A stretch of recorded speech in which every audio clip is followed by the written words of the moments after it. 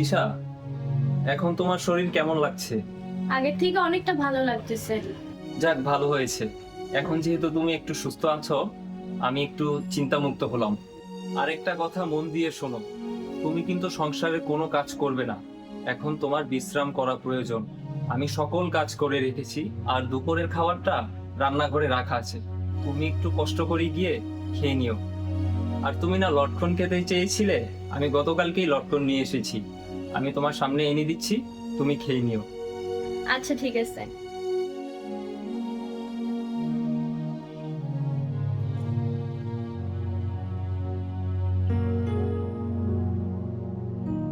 এই যে, এই নাও, এগুলো বসে বসে খাও। আমি অফিস গেলাম, কেমন? আচ্ছা ঠিক আছে, সাবধানে যাও। আচ্ছা, টাটা।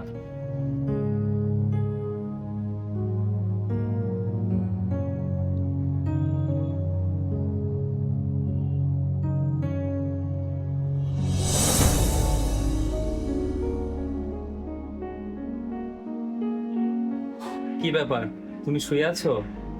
হ্যাঁ তুমি খাওয়া দাওয়া করেছো? হ্যাঁ করছি, তুমি ফ্রেশ হয়ে খাবার খেয়ে নাও। আচ্ছা ঠিক আছে।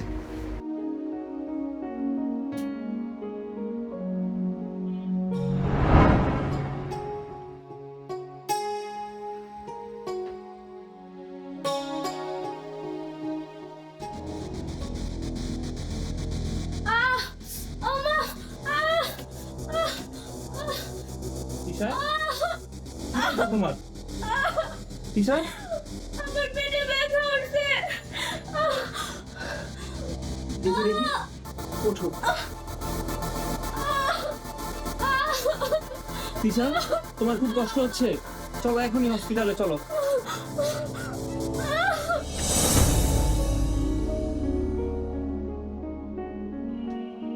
তিশা, আমি অফিসে গেলাম, তুমি বাবুর খেয়াল রেখো। আচ্ছা ঠিক আছে, সাবধানে যাও। আচ্ছা।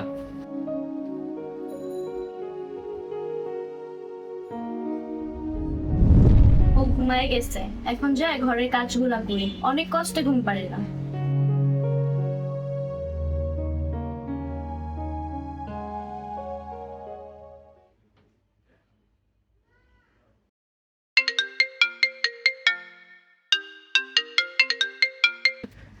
হ্যালো। আপনি কি তামিম স্যারের ওয়াইফ বলছেন? জি। তামিম স্যার তো অজ্ঞান হয়ে পড়ে গেছে। কি? হ্যাঁ, তাকে আমরা পদ্মা হসপিটালে নিয়ে আসছি, আপনি একটু তাড়াতাড়ি আসেন। জি আমি এখনই আসতেছি।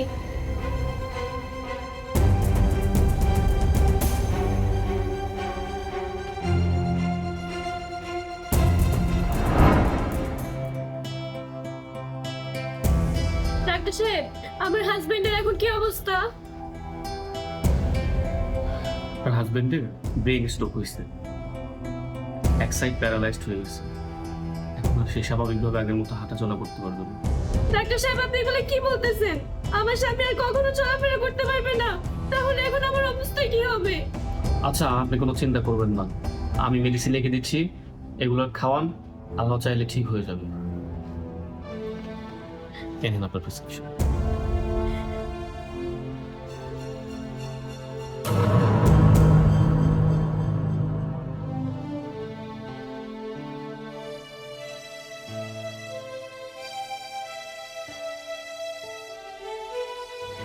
বাবুকে শোয়াই দিলাম, বাবু ঘুমায় গেছে। আমি একটু ডাক্তারের কাছে যাই দেখি তোমার ওষুধটা চেঞ্জ কইরা কম দামে ওষুধ আনতে পারি কিনা। আর বাবু উঠে গেলে ওইখানে দুধ রাখা আছে, এই দুধটা তুমি একটু খাওয়ানোর চেষ্টা করো। আমি তাহলে যাই। আচ্ছা ঠিক আছে, তুমি সাবধানে যাও।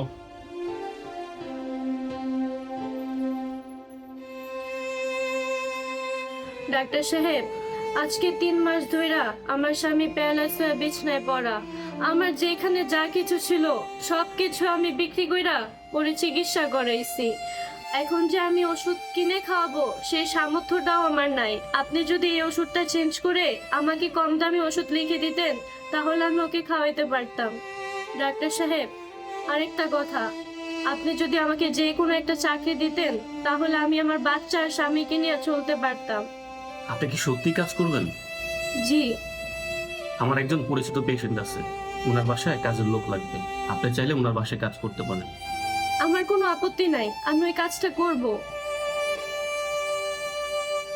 আপনি এই ঠিকানা চলে যাবেন, আর আমি ওনাকে ফোনে বলে দেবো। আচ্ছা ঠিক আছে, আপনাকে অনেক ধন্যবাদ।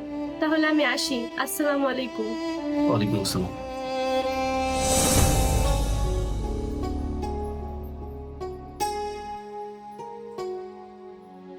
হাই, তুমি ঘুমায় গেছো? খাবার খাবা না? বাবু কি আর উঠছিল? না, বাবু আর ওঠে নাই। আচ্ছা, আমি তোকে খাবার খাওয়াই দিতেছি। আচ্ছা।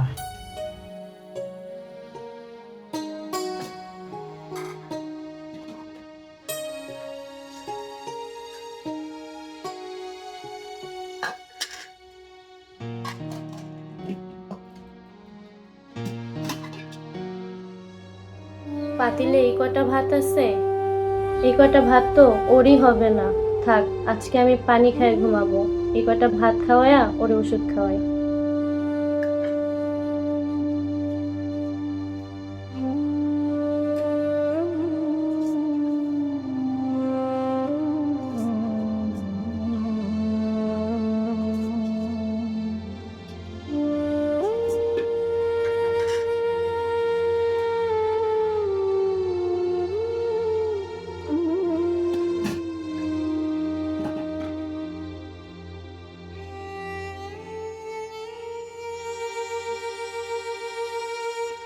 জানো, ডাক্তার সাহেবে আমাকে একটা কাজের ব্যবস্থা করে দিছে। তার পরিচিত লোকের বাসায় রান্না বান্না করতে হবে, আর কাপড় চোপড় ধোয়া, ঘর পরিষ্কার করা, এগুলো করতে হবে। তোমার একটু কষ্ট হবে। আমি বাটিতে দুধ রাইখা যাব, তুমি একটু কষ্ট করে বাচ্চাকে খাওয়াই দিও। আমি কখনো কল্পনা করতে পারি না আজকে আমাকে এমন কাটা শুনতে হবে। আমার ঘরের বউ নাকি মানুষের বাসায় কাজ করবে। এসব দৃশ্য দেখা দেখে আমার মরণ কেন হলো না? আরে, তুমি কান্না করতেছো কেন? আমি বাসায় তো এমনিও রান্না করি, ওইখানেও রান্না করব। আর আল্লাহ আমাকে যেভাবে রাখছে আমি ওইভাবেই অনেক খুশি। তুমি কান্না করো না। নাও, খায়া নাও।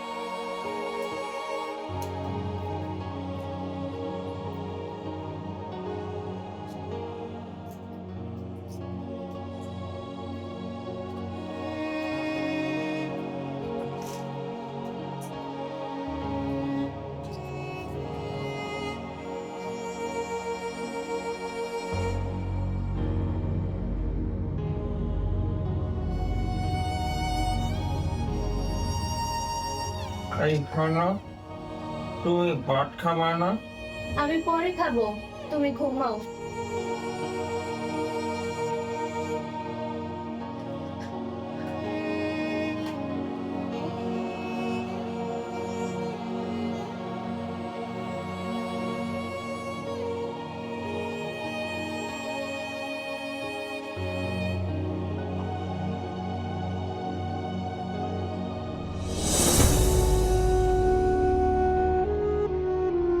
এই তোমার কি বেশি খারাপ লাগতেছে?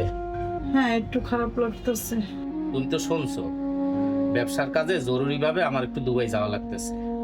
তোমার চিকিৎসার জন্য সিঙ্গাপুরের ভিসা, মেডিকেলের কাগজপত্র, টিকিট সবকিছু আমি এই ফাইলের ভিতরে গুছাইয়ে দিছি।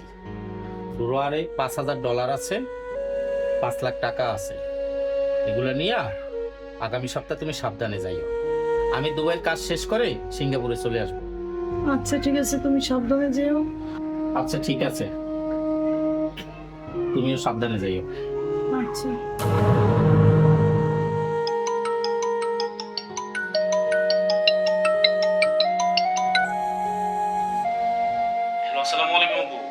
ওয়ালাইকুম আসসালাম। আপু, আপনি একটা কাজের মেয়ের কথা বলছিলেন না? একটা কাজের মেয়ে পাইছি, আমি ওকে আপনার বাসায় পাঠিয়ে দিছি। আপনি একটু কথা বলে নিন। আচ্ছা ঠিক আছে ডাক্তার সাহেব। শোনো, আমি ওই বাসায় কাজে গেলাম, তুমি ঘুমাও আর বাবুর দিকে একটু খেয়াল রেখো। আচ্ছা ঠিক আছে, আমি গেলাম তাহলে। সাবধানে যেও।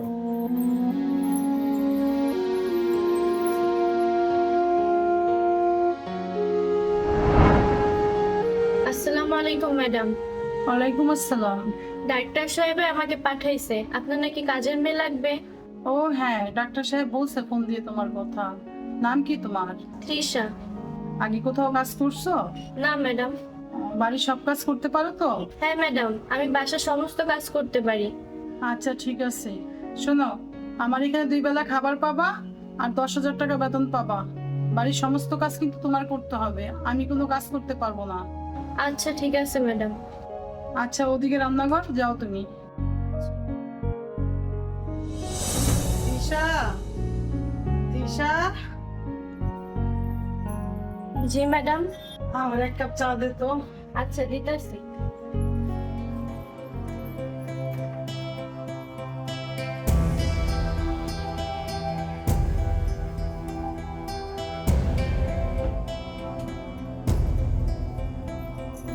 ম্যাডাম চা।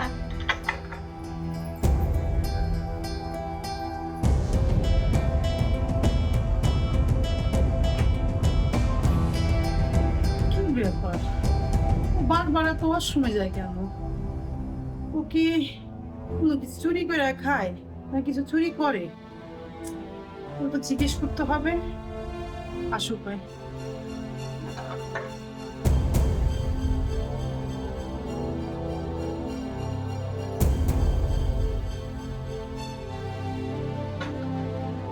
দিশা, দিকে আয় তো। জি ম্যাডাম। আচ্ছা তুই বারবার ওয়াশরুমে যা কি করিস? আমি খেয়াল করছি একটু পর পর তুই ওয়াশরুমে যাস, কারণটা কি? চুরি করে কি বাথরুমে বসে কিছু খাস না চুরি করে কিছু রেখে হোস? না না ম্যাডাম, আমি কিছুই চুরি করি না আর কিছুই চুরি করে খাই না। তাহলে তুই বাথরুমে যা কি করস? ম্যাডাম বিশ্বাস করেন, আমি কিচ্ছু চুরি করি নাই। আমার ছোট একটা 3 মাসের বাচ্চা আছে, বুকের দুধ খায়, ওরে রাইখা আসি তো আমার বুকটা প্রচুর ব্যথা করে, এই জন্য বারবার বাথরুমে যাই। আজকে থেকে তুমি আমার বাসায় আর কাজ করতে পারবা না। ম্যাডাম এগুলো কি বলতেছে? ম্যাডাম দয়া করে আমার চাকরি থেকে না করেন না, আমার বাসায় পঙ্গু স্বামী আর দুধের বাচ্চা, আমি তাদেরকে কি করে খাওয়াবো? তুমি ওঠো, বসো এইখানে। আল্লাহ, তুমি মানুষকে কত রকম কষ্ট দাও। এই দুধের বাচ্চারাই খেয়ে মেয়েটা কাজ করে, ওর একটা যন্ত্রণা। আমার ক্যান্সার হয়েছে, আমার একটা যন্ত্রণা, কিন্তু আমার কষ্ট থেকে আমার মনে হয় ওর কষ্টটা বেশি। আমি চিকিৎসা করাম না, আমার চিকিৎসার টাকাটা ওরে দিয়ে দিই। শোনো, তুমি এখানে বসো, আমি একটু আসতেছি।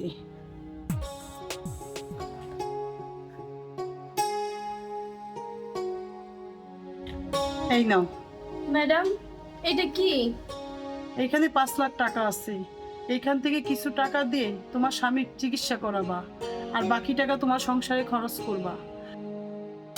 যতদিন পর্যন্ত তোমার ছেলে হাঁটা চলা না করতে পারবে অতদিন পর্যন্ত তোমার সংসারের খরচ আমি চালাবো। আর তুমি তোমার দুধের সন্তান রেখে কোথাও কাজে যাবা না। ম্যাডাম সত্যি আপনি মানুষ না, আপনি একজন ফেরেশতা। আমি দোয়া করি আল্লাহ আপনার ভালো রাখুক। তাহলে আজকে আমি যাই, আসসালামু আলাইকুম।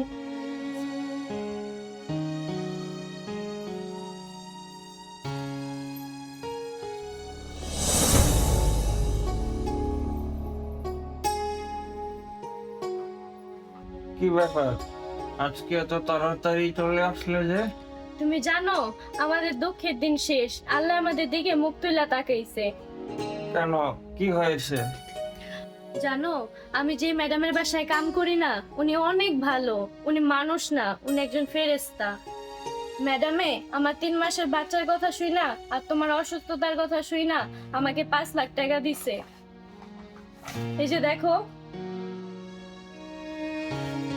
আর কি বলছে জানো, যে পর্যন্ত আমার বাচ্চা না বড় হইব ওই পর্যন্ত ম্যাডামে আমাদের খরচ চালাইবো। তুমি ঠিক কথাই বলেছ। আমি বলেছিলাম না, যার কেউ নাই তার আল্লাহ আছে। আল্লাহ এতদিনে আমাদের দিকে চোখ তুলে তাকিয়েছেন।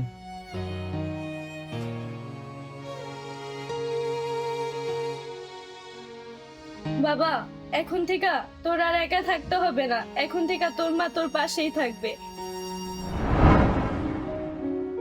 আপু আসসালামু আলাইকুম।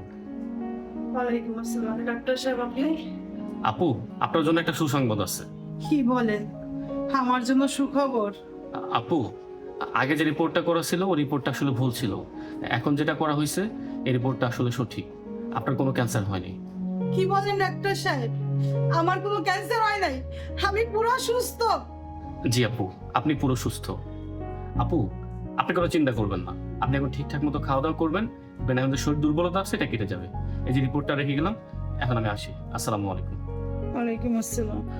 আল্লাহ, সত্যি তুমি অনেক মহান, তোমার দরবারে লাখো কোটি শুকরিয়া। আমি প্রিয় দর্শক বন্ধুরা, মানুষকে সাহায্য করলে প্রকৃতি তাকে সাহায্য করে।